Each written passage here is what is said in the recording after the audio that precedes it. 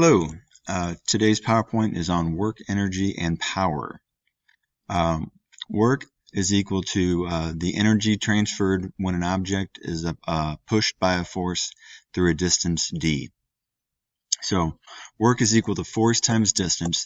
These two lines mean parallel. So technically, work is only done by a force that is parallel to the motion of the object. Work can be measured in the metric system. It's a joule, which is the same thing as a Newton meter. So work and energy are very related. Energy is the ability to do work, and work transfers energy from one form to another. So an example, we lift a ball up. It's a 50-pound ball, lifted up 4 feet in 5 seconds. How much work did it do? Well, the force that you would have to overcome would be equal to the 50-pound weight of the ball, and the distance that it was elevated, the distance that it moved, was 4 feet. So it'd be 50 times 4, or 200 foot-pounds. Now that's in the English system of units. If we want to know what it is in the metric system of units, we have to convert. So for example, 50 pounds is equal to 222.5 newtons. So you might want to jot these conversions down someplace in case you need to use them. And 4 feet equals 1.22 meters. So we're going to multiply newtons times meters, and we're going to get 271 newton meters, or joules.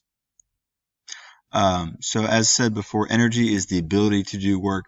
Basically, energy is the ability to push something or pull something and make it move. So there's all types of different, all kinds of different forms of energy. Energy is constantly around you, changing form all the time. It's a very dynamic process. So there's potential energy, which is often referred to as stored energy. It's pretty much the energy that isn't kinetic energy. The two main types of mechanical energy, potential energy and kinetic energy. The only thing that's different, there's thermal energy, which we're not working with on this unit.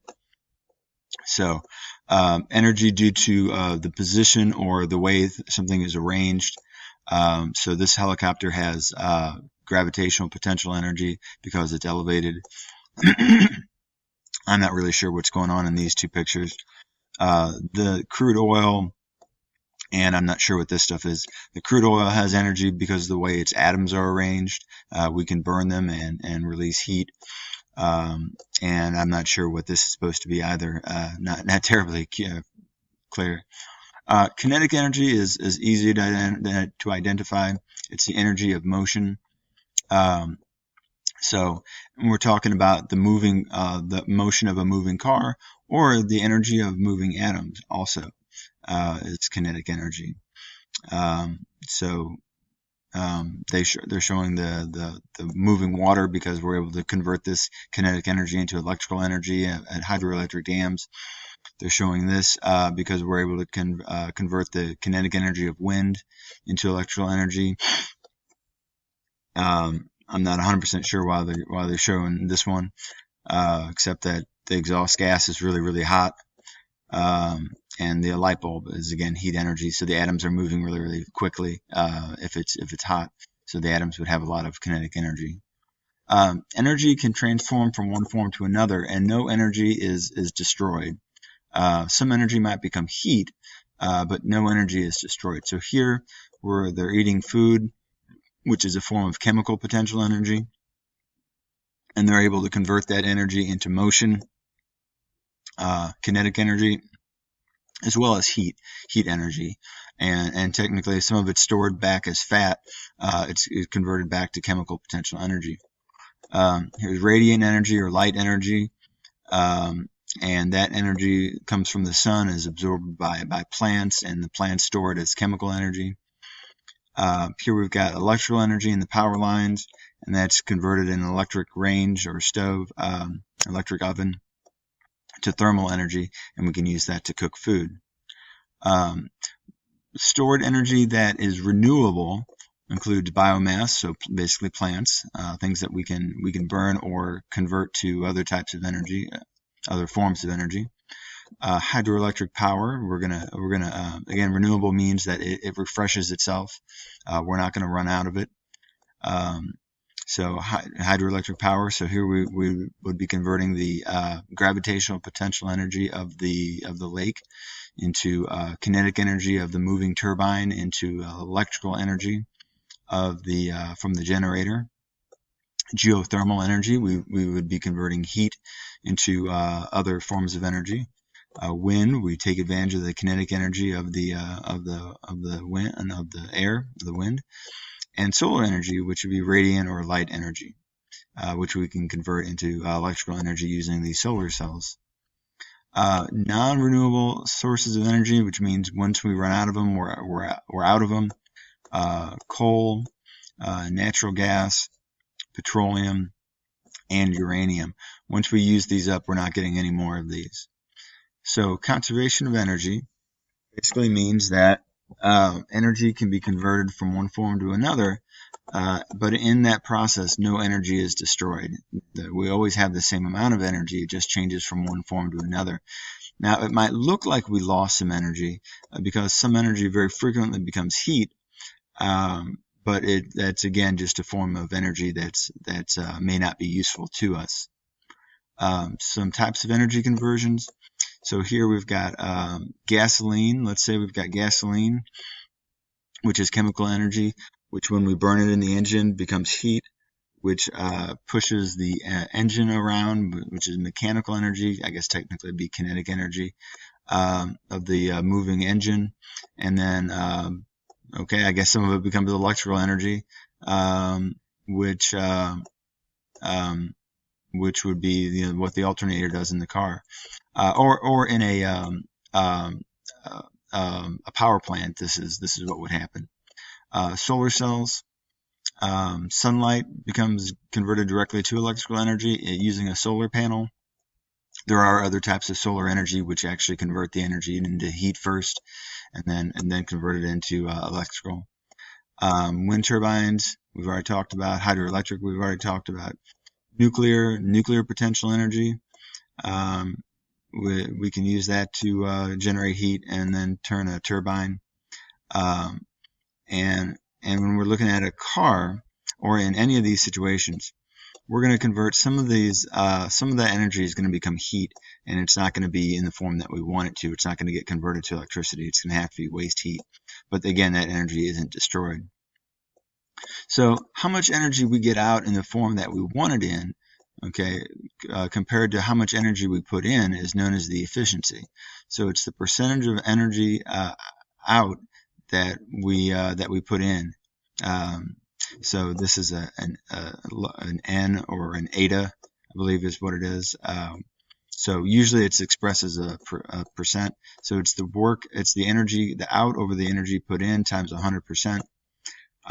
It could also be the work that we get out divided by the work that we put in. So work and energy are very, very, very related. Where do we get our energy from that we use in day-to-day lives? Very little comes from renewable energy resources. Now this is old, so these are probably a little bit higher. But what you can see is we get most of our energy comes from fossil fuels. So by a large margin. So power is the rate at which work is done. Okay, so it's basically the work or energy divided by time. Power is equal to the energy consumed or used or produced or whatever, the energy divided by time. Power is also equal to the work divided by time. So whatever work we do divided by time is also equal to the power. When we do this using metric units or SI units, where the work or energy is going to be in joules or Newton meters, but joules is the nickname for that, divided by seconds, and that is equal to a W or a watt. So types of power, really we're just looking at types of energy. So there's electrical power, electrical energy. We can use electricity to do work for us. Mechanical energy, the moving parts of a machine, or we can use fluids to do work for us, in which they generate power. We can use liquids or gases in hydraulic machines. or pneumatic machines. We'll talk about these much more in depth when we get to that unit.